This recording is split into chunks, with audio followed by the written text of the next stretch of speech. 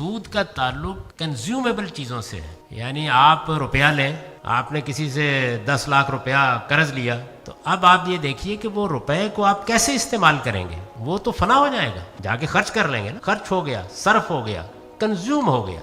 इसी तरह आपने किसी से गंदम ली उधार, किसी से आटा उधार लिया, तो वो कंज्यूम हो जाएगा। यानी इसीलिए लिया ना कि इस्तेमाल करना है, उसको कायम रख के इस्तेमाल नहीं किया जा सकता। उस पर अल्लाह ताला कहता है कि अगर जायद का मुतालबा करोगे तो आदमी को 2 मुशक्कतों में डालोगे।